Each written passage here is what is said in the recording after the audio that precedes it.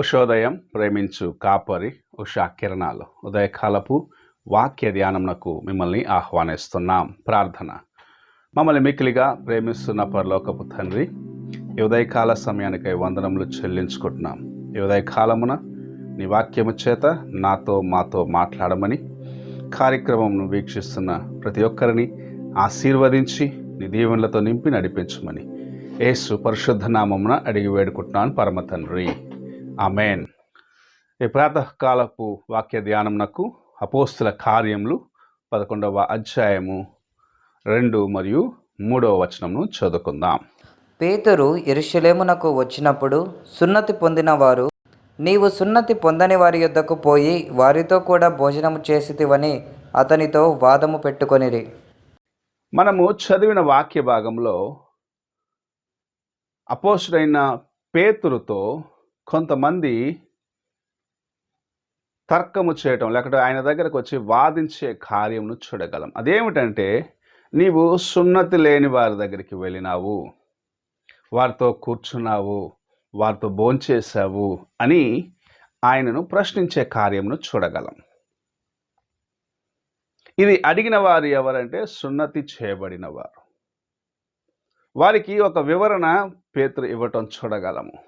నాకు ఇలాంటి దర్శనం వచ్చినది, ప్రభు కొంత ఒక కార్యం నా ముందు ఉంచినాడు, అది చూసిన తర్వాత ఆయన చెప్పిన రీతిగా నేను వెళ్ళినాను. అక్కడ ఒక కుటుంబమును దర్శించి వారికి దేవుని యొక్క వాక్యమును చెప్పేదానికి ప్రభు నాకు సహాయం చేసినాడు అన్న కార్యమును వారికి చెప్పటం చూడగలము. అది ఎవరంటే కొర్నేలి ఇంటికి వెళ్ళినప్పుడు ఆయన తిరిగి వచ్చినప్పుడు జరిగిన సంఘటన ఇది. ఈ దినములలో అనేక మంది విశ్వాసులు అని చెప్పబడేవారు అవిశ్వాసులతో నాకు సహవాసం వద్దు అంటే మారు మనసులోకి ఇతరులను తీసుకొచ్చేదానికి ప్రయత్నము చేయని జీవితమును కలిగి ఉన్నారు. మనము దేవుని యొక్క ప్రేమ చేత ఆకర్షించబడ్డాము.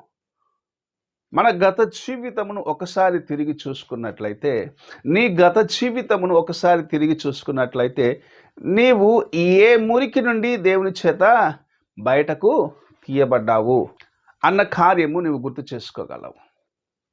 ఎందుకంటే ఒకప్పుడు ఇతరుల చేత తృణీకరించబడిన నిన్ను, ఒకప్పుడు దేవుని యొక్క వాక్యమునకు దూరముగా ఉన్న నిన్ను ప్రభు ప్రేమించినాడు.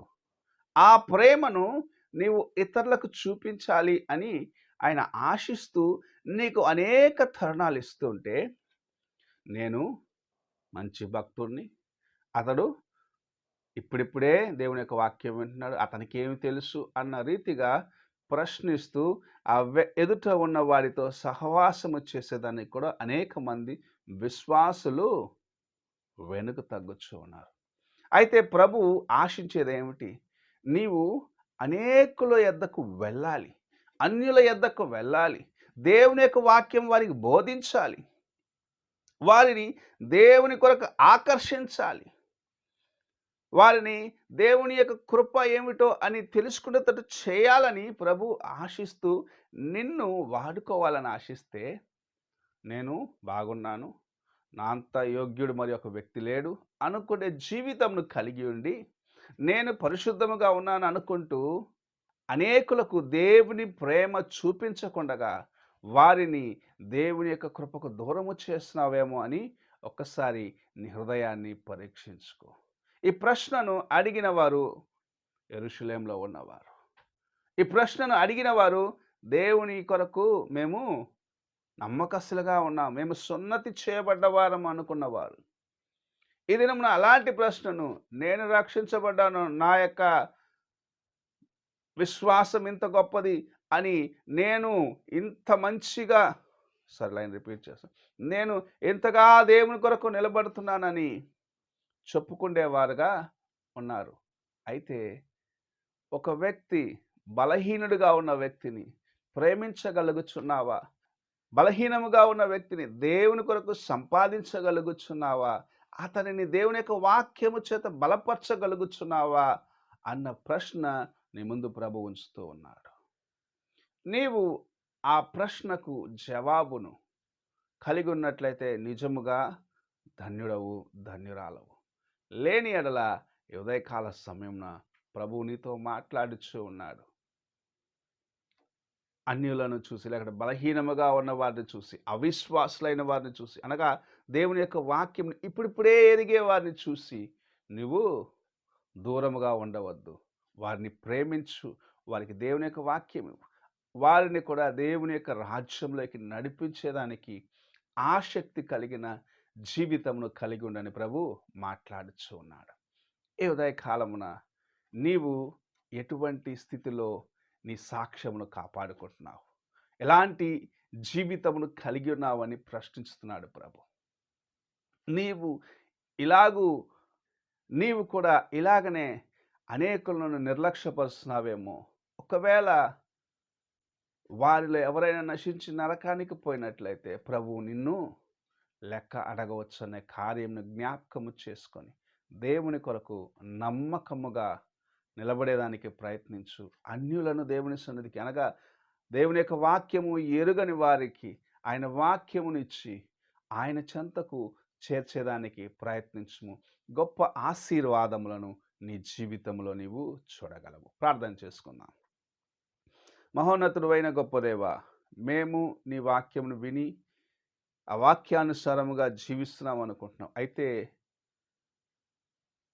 నీ వాక్యమును వినని వారిని, లేక నీ వాక్యమును సరిగా ఎరగని వారిని మేము నిర్లక్ష్యము చేసినట్లయితే ఒక దినము నీ యొక్క న్యాయపీఠం ముందు నిలబడి నీకు జవాబు చెప్పవలసిన వారిగా మేము ఉన్నామని ఉదయకాల సమయంలో మాకు జ్ఞాపకం చేస్తున్నావు తండ్రి.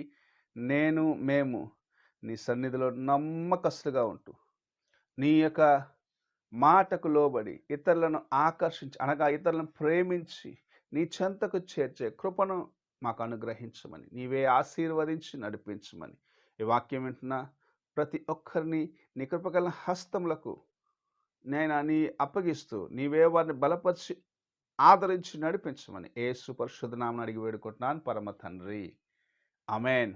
తండ్రి అయిన దేవుని ప్రేమ, కుమారుడైన క్రీస్తు కృప, ఆదరణకర్త అయిన పరిశుద్ధాత్మిక సహవాసము ఎప్పుడును ఎల్లప్పుడూ తోడై ఉండి సదాకాలము నడిపించునుగాక. ఆమేన్.